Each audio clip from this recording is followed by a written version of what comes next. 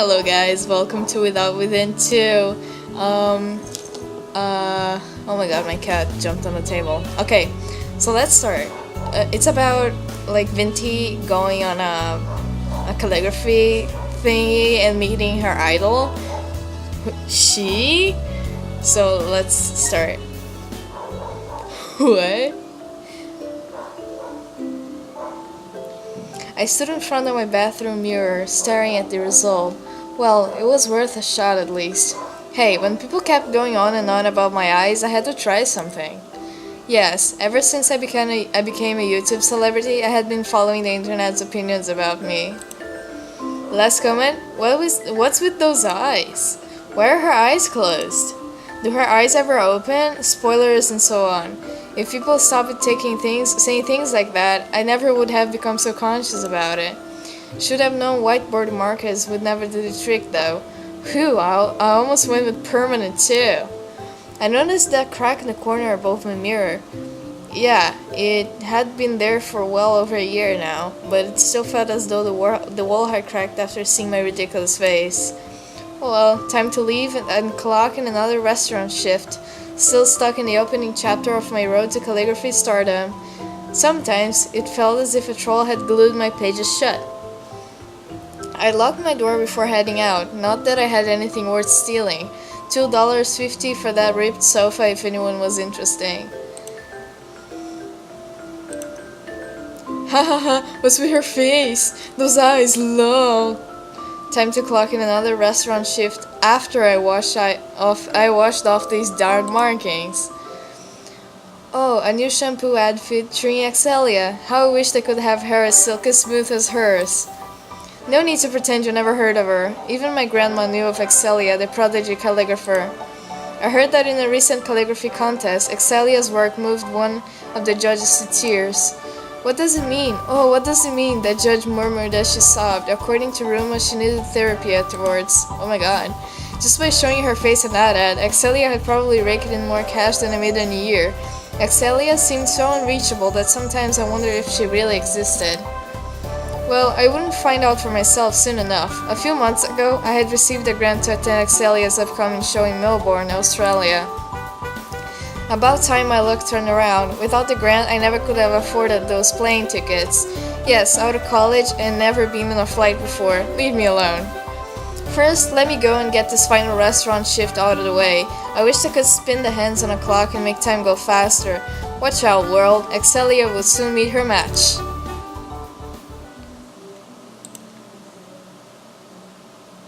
Right? No more checking my calendar 4 times a day, for the moment had finally arrived. Today I would be traveling overseas for the first time. Were you expecting some gag where I woke up last night? Lady missed my plane? Sorry to disappoint, but I hardly even slept last night. Maybe I could catch up on my sleep during my flight, though I heard only a chosen few possess the gift of sleeping on a plane.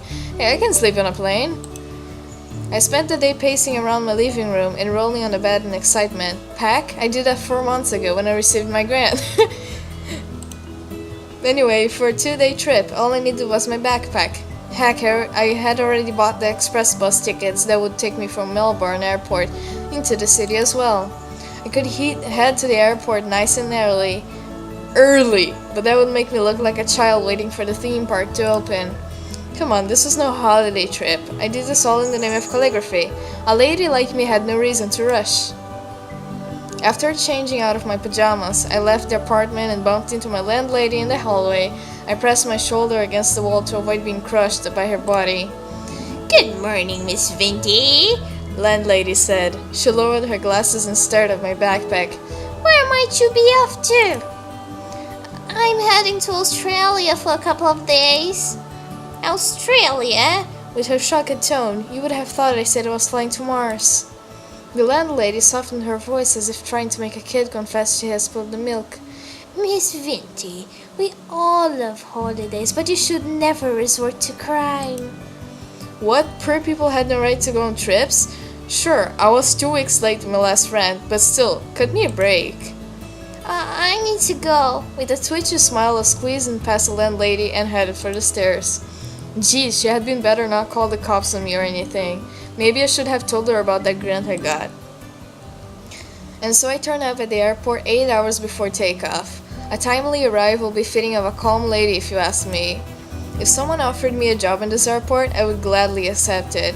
The staff wore uniforms grand enough for a banquet, and the aircon meant no more reeking of sweat during summer shifts. Doing that crammed restaurant I worked in, the hallways were wide enough to fit 1,000 Vinties. Sunlight peered in through the glass panels to my left, making the ceiling lights obsolete.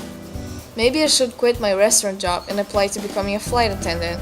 Yes, I could imagine the passengers' reaction now. Look, Mommy, that girl's so pretty.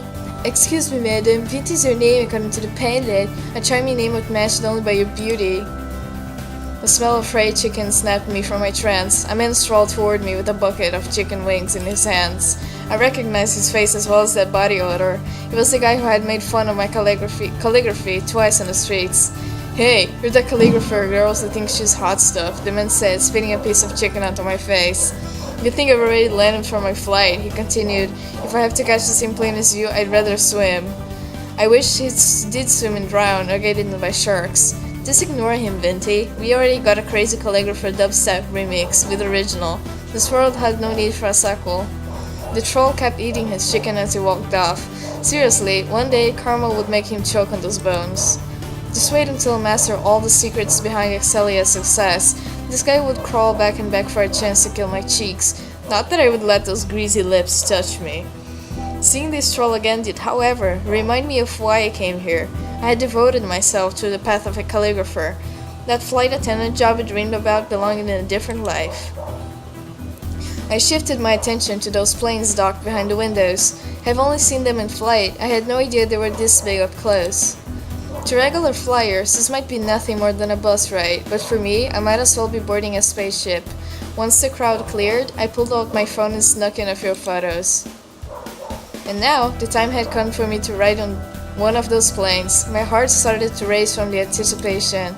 As I lined up for boarding, I checked the displays over and over to make sure I was on the right flight. Landing in the wrong country would be too tragic even by Vinty standards.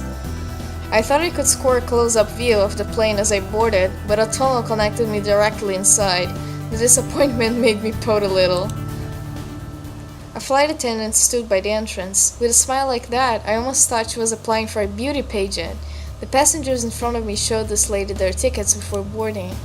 "Good morning, miss," the staff said when my turn came. I gave a nervous nod as I showed her my ticket. The lady beamed and pointed toward the left column of seats. "Thank you for traveling with us." Let's see, row 32, found it. The passengers around me stashed their suitcases into those cabinets located above their seats. After slinging off my backpack, I reached for my cabinet handle, but they were out of my grasp. A staff came over and helped me pack away the bag. Some kid nearby chuckled at me as they climbed onto the seat to stow away his luggage. What a cheating brat. I smiled upon confirming that my chair was positioned next to the window. A must for newbie flyers, really. I took my seat and gazed out the window at the van delivering gourmet food to the neighboring planes. The glass panel was smaller than I had hoped, but it would have to do. A couple packed their suitcases into my cabinet before taking the two seats next to me. I swore I caught them sneering when I snapped a photo of the window view. Cool, it must be an on-flight policy to make fun of everyone who likes planes. Sorry if I had missed the memo. The passengers started to strap on their seatbelts, so I followed suit and fastened mine as well. As we moved toward the runway, I smiled at the other planes landing from the skies. This must be how excited kids felt when they browsed toy catalogs. Cabin crew, be seated for takeoff. Seconds after that announcement, the plane engines began to roar. The plane jittered as it accelerated along the runway. Thankfully, it lasted for only a moment, as the wheel soon lifted off the ground and into the air. I had always loved looking at planes as they passed overhead. Today I got to admire the view from the other side. The cars below looked so tiny, and soon after, even the trucks had shrunk into dots. After unclipping my seatbelt, I stood up to head for the bathroom. I bumped knees with the woman beside me, and she frowned as I squirmed by. The window seat did have its bad points after all. As I shuffled toward the front of the plane, I passed several rows of seats with enough legroom to satisfy even my landlady. These must be the business class chairs, or first class, or whatever they were called. I doubt that I would ever get to experience such luxury. As I passed these first class seats, I spotted a girl kneeling on the floor, stretching her arm under a chair. Her pose reminded me of a homeless person reaching for a coin in the gutter, certainly not something I had expected to see from an upper-class snob. But then, I recognized who this person was. Ooh! Aside from her tiny eyes, the girl on her knees looked exactly like Excelia. She had the same blue hair featured in the shampoo ads. Her calligraphy attire seemed to belong in a different era. This had to be Excelia without a doubt. Our plane was heading for Melbourne, so it made sense. What was with the tiny eyes, though? Maybe her eyes were actually photoshopped in those posters to look big. No need to be ashamed, Excelia. I understood the pain all too well. Did Excelia drop her glasses under that chair? She always had a pair on in those commercials. I heard some men got off on that.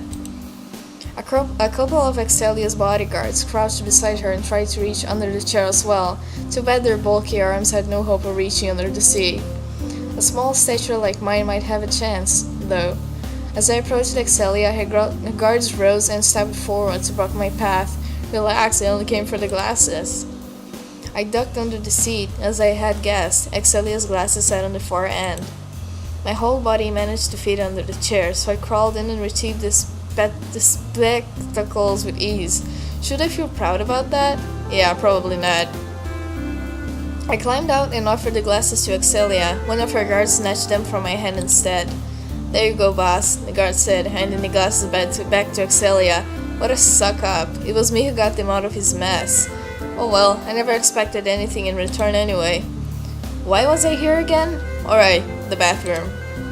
There, much better. The flush sounded so strong inside this toilet. If I shifted my head too close, the force might suck me right out of the plane. Wait, why would I put my face anywhere near the bowl to begin with? Well, you did in the first episode. You, screamed into the bowl. I better return to my seat and catch up on some sleep. After washing my hands, I stepped out of the bathroom. When I walked past Excelia, she waved at me to come and sit next to her. I felt unworthy of the honor. Though, to be honest, seeing her tiny eyes in real life didn't remind me that she too was only human. Maybe we were in fact on the same level after all. And then Excelia put on her glasses. Ooh. Oh. So much for us being on the same level. Excelia could put a bag of peanuts on her seat and it would be more worthy of the chair than I. As I took the seat next to Excelia, I could smell the scent of her perfume. It must be from that same brand she always endorsed in those ads of hers. I read in a magazine that Excelia was only a year older. How could I catch her in such a short time? I would have better luck giving up and going after that flight attendant career instead. Sorry about the cards, Excelia said. Please give me a chance to thank you properly. Were those words meant for my ears? Oh god, Excelia just spoke to me. Her guards had taken seats on the adjacent side. That meant I had a chance for some one-on-one time with her.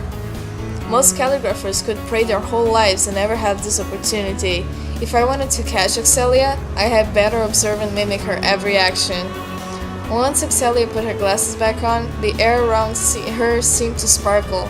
If I had brought my sunnies, I would have put them on right about now. I wonder if Excelia knew how to turn the sparkles off. If not, how did she even sleep? Did she glitter while sitting on the loo as well? Okay, digging a bit too deep here. My name's Vinty. I stammered. Sure, I know you, Excelia said. I should have expected nothing less for someone who had traveled across the globe. She must have seen my works on the streets before, but to think she would actually remember? Perhaps I had some talent after all. Excelia chuckled without opening her lips. A laugh sounded like it belonged to a villain in some cheesy horror film. You're the girl from that dubstep video on YouTube, Excelia said, her mouth hardly opening as she spoke. This must be one of her keys to being so elegant. Let me take some mental notes. At any rate, all hopes of Excelia respecting me just went flying out the window or flushed down the toilet since we were in a plane. What would you like to eat? Excelia asked. It's on me. But that will be against the rules. My seat is actually near the back. I gripped my armrest to lift myself up and leave. Excelia grabbed my shoulder and pressed me back down. I'm a frequent flyer, so just leave it to me. With a wink, she handed me a menu from the pouch in front of her. I would rather return to my seat and avoid troubling the staff, but for now, I opened the menu for a flip through. Pomodoro and olive con ricotta salata. Pancetta del Rinascimento. I had no clue what these were. I only knew about food court meals. 2 for $5 sushi, rice with 3 choices, that kind of thing. Perhaps I should ask Celia for a common folk translation, but that would only highlight all differences in status. I ended up pointing at a random dish from the menu and said, a flight attendant was pouring tea for a passenger. As soon as Celia snapped her fingers, the staff spilled his drink and scurried over to us. The passenger, with his pants drenched in tea, yelled at the attendant, but his complaints went unnoticed. Excelia told the attendant that what dishes she wanted from the menu. She pronounced those names as well as I could recite my favorite brands on instant noodles. Good thing she also ordered on my behalf to save me of the embarrassment. I had already forgotten the name of my own dish. Is your friend sitting in first class? The attendant asked, no doubt suggesting I would have to pay for this meal. I opened my wallet and remembered I only brought enough cash to survive for 2 days in Melbourne. Not quite enough for a single first-class meal, I bet. If I sold my wallet, plus helped these attendants wash the dishes, that might almost be enough to cover the cost. Excelia clapped her hands, and one of the guards leaped to her attention. He handed her a silver credit card, or they call it platinum. These cards belong to a different world from mine. Hey, I had cards too, thank you very much. Just one more stamp until I scored a free water bottle from that coffee shop next door. The attendant bowed at Excelia as she accepted her card. Once he walked off, Excelia nodded at her guard, and he returned to his seat. Is this really okay? I asked. I might never be able to pay you back. Excelia once again chuckled with pursed lips. Did she have spinach in her teeth or something? No need to worry, it's just pocket change, Excelia said. She probably had more money in her pocket than I did in my bank account. So you're a crass calligrapher as well? Oh no, it's Excelia. So you're a crass calligrapher as well? Excelia asked. Crazy calligrapher. I heard it. She wanted to call me crazy calligrapher. I cursed that YouTube video with my heart and soul. With a nod, I pulled out my phone and showed her a snap of my latest work. I was sick when I made this, but yeah. By sick, I mean I had sneezed once in a while I was working. Oh, Vinty, always with the excuses. My heart raced as Excelia leaned toward the display. Her perfume could probably charm just about any man. It even got me pretty good, truth be told. It's off to a good start, Excelia muttered before pulling back with a smile. To be fair, I never expected she would be moved to tears or anything. I took that blurry photo with my 3-year-old phone after all. At least she had the courtesy to hold back her punch, leaving me only with a bloody nose rather than a broken one. I still had a bitter taste on my tongue, though. What? Indeed, Excelia boasted a more impressive portfolio, but hype must have played a part as well. If I had the same marketing power, surely I would also be noticed. Speaking of hype, Excelia could catch a cold and the news would report on it. This could be my opportunity to get a leg up, as people like to say. It felt wrong to use Excelia as a stepladder, but this might be my only chance. Do you think you could share my works on Twitter or Reddit? I asked. I had already made it big on YouTube, so I guess those 2 sites would be next. Excelia narrowed her eyes at me. Oh no, now I had done it. She would ban me from her event for making such a shameless request. If I apologized and returned to my seat now, maybe I could still be spared from entering her blacklist. Just email me some photos, Excelia said as her smile returned. The last time I sent Excelia fan mail, she never replied, so I thought she had no time for peasants like me. Maybe she just had too much on, because in person she was sweeter than a banana split.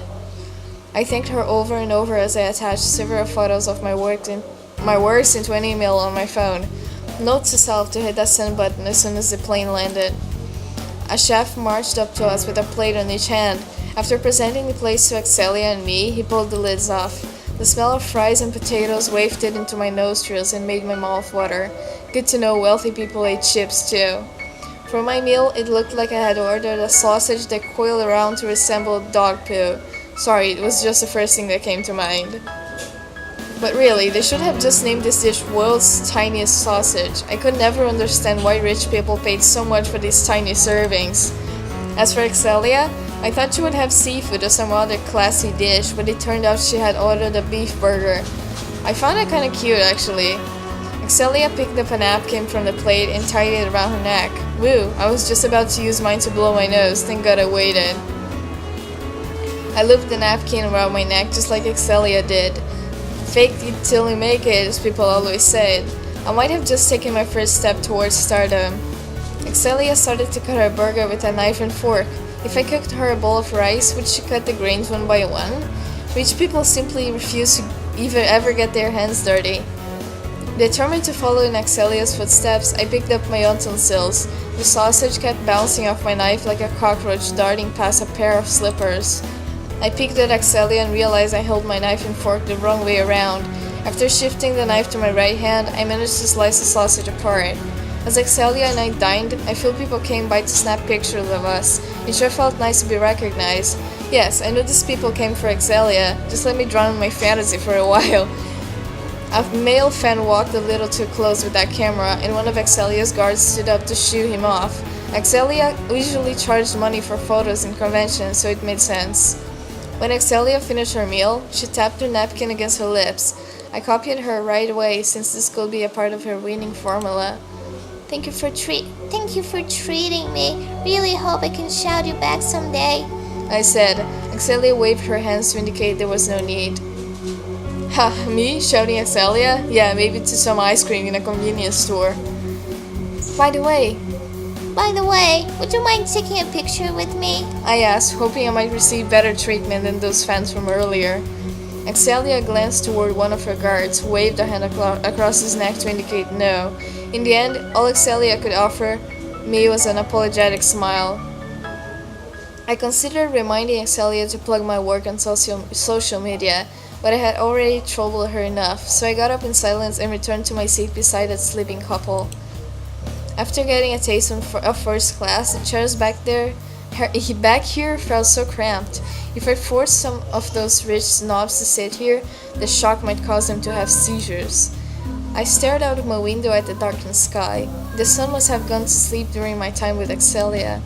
I sighed, feeling disappointed that I had missed the sunset, but at least I still had the sunrise to catch tomorrow morning. Without those blinking lights on the wing, I might have thought someone had painted the window black. Riding a plane did have its boring parts after all. I might as well try and sleep, but I wanted to savor every second I had in this plane. Unlike the couple next to me, I had no idea when I would get another chance to travel. Besides, I doubted I could sleep much in this small space anyway. Oh well, let me shut my eyes and try to sneak in a nap. I thought I had only taken a quick snooze, but when I opened my eyes, the glaring sunlight made me squint. Turned out I was one of the select few who could sleep on a plane. If I had known, I would have set my phone alarm so I could see the sunrise. Drifting through the clouds fascinated at first, but by now they amused me no more than the night sky. At least riding a bus meant having traffic to look at. What's this video thingy? Oh, it opens a thingy on YouTube. It opens a thing on YouTube! I don't want to watch. But then, I glanced down and spotted the landscape situated miles below, so we must be nearing our destination. We first passed a maze of treetops, as we advanced, more and more buildings started to emerge. The traffic below also picked up in number. Ladies and gentlemen, your attention please. A flight attendant's voice sounded through the speakers. She spoke in a formal tone as if recording an audiobook. We are now arriving in Melbourne Airport, the lady continued. Please return to your seats and fasten your belts as we prepare for landing. The couple beside me already had their seatbelts on. Jeez, they could have nudged me awake. If I had stayed asleep, I doubt they would have bothered strapping me in. I quickly clipped on my seatbelt, worried our plane might land on the next second. The lady next to me yawned, showing no interest in watching this plane land. Her loss, I thought as I gazed out the window. I could hardly make out the buses below, let alone the people. Perhaps that was how Excelia saw the rest of us, no-name calligraphers. The plane swayed back and forth as it descended toward the airport ahead. Any time now, I thought. But 5 minutes passed and we still had yet to land. My ears started to throb as if someone was gushing water into them. Oh, that's horrible. I had read online that chewing gum while landing could help with this type of discomfort. Yes, I always did my research before embarking on an adventure. Too bad I had left my chewing gum back in the apartment, making it all kind of pointless.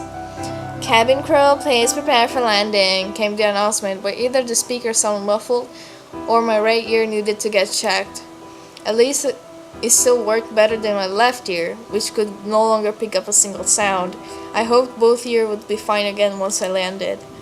At last, the plane descended into Melbourne Terminal. I waited for the wheels, which I assumed were lowered at this point, to make contact with the runway. As those wheels met the pavement underneath, I swallowed my gasp and managed to save myself the embarrassment of freaking out.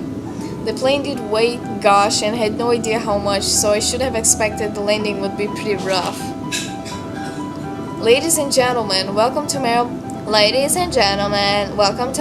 Airport. I beamed upon hearing that announcement. Well, only my right ear heard a muffled version of it, but all good.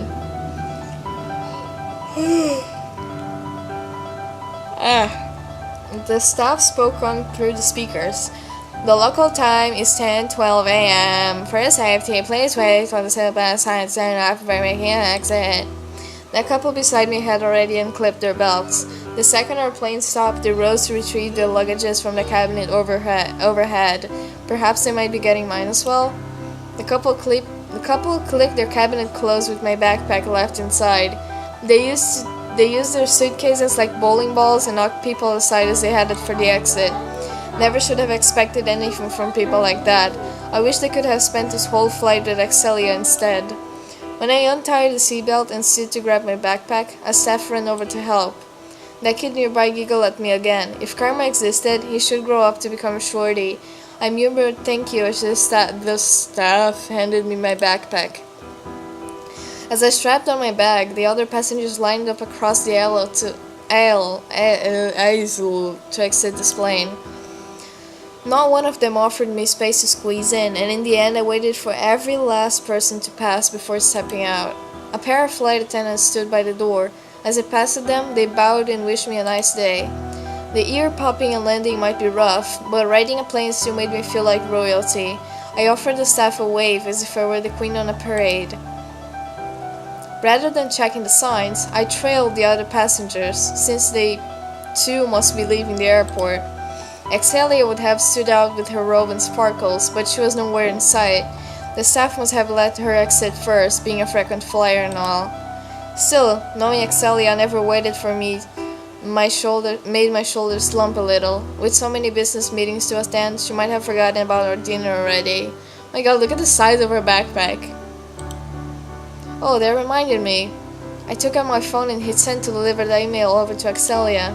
Since I only had a backpack on, the security guard let me through much faster than those with suitcases. Sucked to be one of those rich people with a million things to carry. With that, I stepped outside the airport and greeted the sight of Melbourne for the first time. Was it weird to grin just because the taxis here were yellow instead of red? I got another achievement. For those well-traveled, probably. As for me, I wanted to snap photos of every single thing that looked different. The road before me consisted of almost nothing but taxis. I guess in just about any country, taxis loitered in airports like mosquitoes buzzing around a bed. The pigeon count here was high. Some perched on those trees planted along the road, while others scavenged the footpath for scraps. A limousine drove into the scene, its white bonnet glistening under the morning sunlight. As the crowd gathered around the vehicle, I joined in to see what was up as well. After flashing its indicators, the limo steered into the taxi lane, taking up 2 car spaces with its long frame. The taxi behind it gave him one long honk, followed by a series of short beeps. Uh-oh, the limousine and taxi drivers climbed out of their vehicles and stomped down toward another. I gulped as if I was the one getting into a fight. The limo driver dug a hand into his suit pocket and pulled out a stack of $100 notes. With a flick of the wrist, he slapped those notes right across the cab driver's face. Ha, as if a man's pride could be sold this easily. Come on, taxi man, time to fight back and make us common folk proud. Thank you, my good sir. Have a pleasant day, the taxi driver said. With a bow, he took the money and crawled back into his car.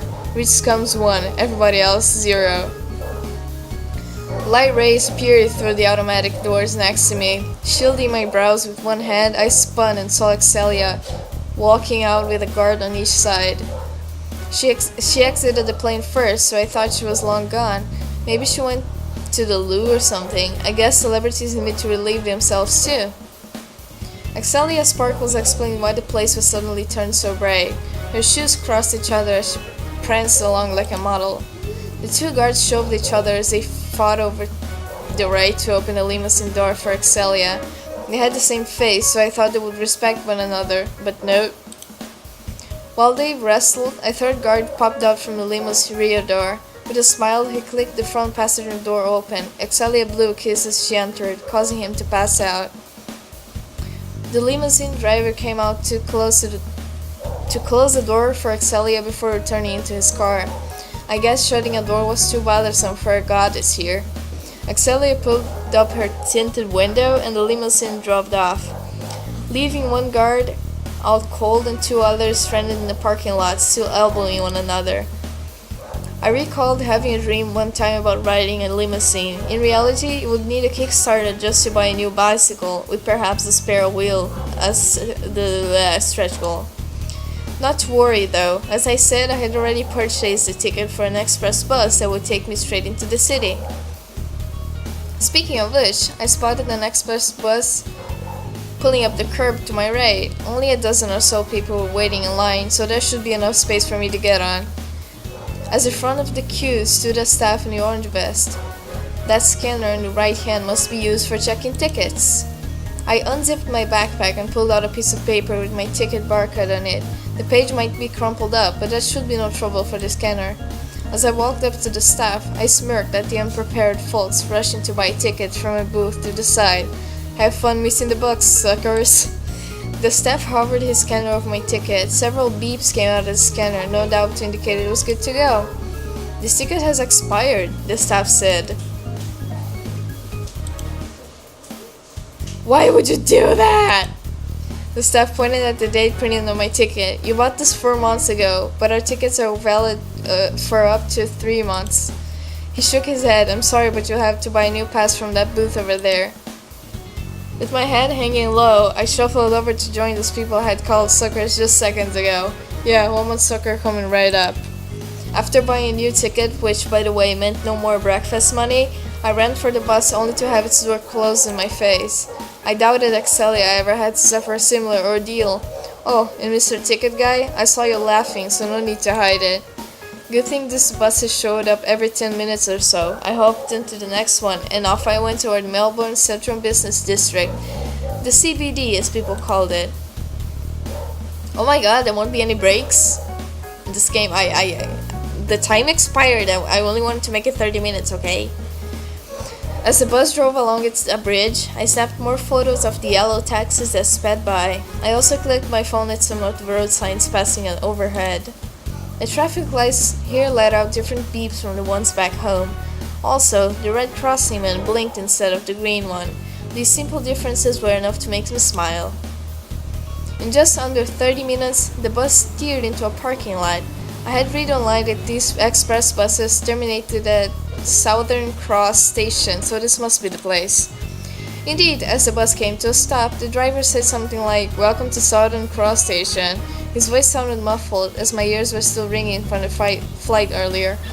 The front door folded open, and with only a backpack to carry, I managed to worm my way out before anyone else. This dimly lit parking lot smelled a little too dusty for my taste. I could imagine some horror movies being filmed in here. Sunlight peeked in through a pair of automatic doors ahead. That must be the way out then. Either that, or Excelia just happened to be standing outside, lighting up the place as she always did. After adjusting my backpack straps, I left this bus terminal behind and stepped out onto the city streets. Oh my god, give me a break! Okay, I'm just gonna save here. And I'm gonna leave this here because it's been too long. And I'll see you in the next one. Hope you enjoyed this new series. I sure am enjoying it. So I hope the developer will continue doing these because it's really funny. I think the first one was way funnier than this one is being right now. But anyway, I hope Vinty can become the great artist she wants to become. So yeah, thank you so much for watching. I'll see you in the next one. Bye bye.